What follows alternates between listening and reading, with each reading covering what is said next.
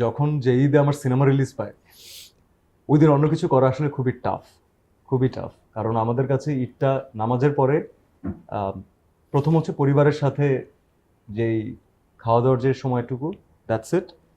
তারপর থেকে পুরোটা সময় হচ্ছে আসলে যাদের জন্য আমরা কাজ করি, যাদের ভালোবাসার জন্য আমরা কাজ করি, যাদের ভালো লাগার জন্য কাজ করি, সেই দর্শক কেমন রিয়াকশন দিচ্ছেন, তারা সিনেমা প্রথম শো শুরু হয়েছে, প্রথম শো কখন শেষ হবে, সেই শো এর রিয়াকশন কি আসবে, এই যে এক্সাইটমেন্ট।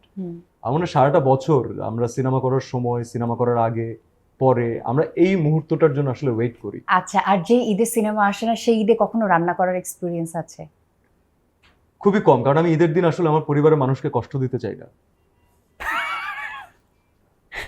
নর্মাল ডেতে তারা এরকম একটা বাজে জিনিস খেতে পারে, ঈদের দিন আসলে তারা ডিজার্ভ করে না। আমাদের একটা ডায়লগ আছে, তুমি এটা ডিজার্ভই করো না মা। আচ্ছা, আপনার ক্ষেত্রে এমন আছে যে ঈদে একটু রান্না করা হয় বা কি করা হয় সাধারণত? এই বছরের হিসাব বাদ, এবার যেহেতু আমরা রাক্ষস পেয়েছি সিনেমা হলে অন্যান্য সময় অন্যান্য ঈদে, নাকি একইভাবে আপনিও কষ্ট দিতে চান না কাউকে? আসলে কষ্ট দিতে চাই না বলতে কি, আমি আসলে এটা আমি পারি না, আমি কোনোদিন করি নাই। আচ্ছা, এটা মানে বলতে পারেন আমার একটা ব্যর্থতা, আমি কখনোই করি নাই, রান্না বান্না কখনো ট্রাই করি নাই আমি। আচ্ছা, ঈদ স্পেশাল রেসিপি বাদ, সব বাদ। একদম উনি একটা জিনিসই কুক করেন, that is a cinema cook করেন। ওকে ওকে। আচ্ছা, সিয়ামের সাথে কাজ করার এক্সপিরিয়েন্স হলো, অ্যাক্টর হিসেবে আপনি সিয়ামকে কত নাম্বার দেবেন? 100-তে 100 আমার চরিত্রের জন্য। ওকে। আর আমি যদি ডিরেক্টর হিসেবে বলি যে তাকে কত দেবেন? ওর মার্কের বার ক্রস হয়ে গেছে। আমি বললাম যে আমার লাইফে কাজ করা সবচেয়ে ক্রেজি ডিরেক্টর হচ্ছে মেহেদী হাসান হৃদয়। ক্রেজি? ও ক্রেজি। কেন, মানে আমি ওকে মাঝে মাঝে বলি, ও তখন মানে অন্যভাবে নিয়ে হাসে, ও সুস্থ না।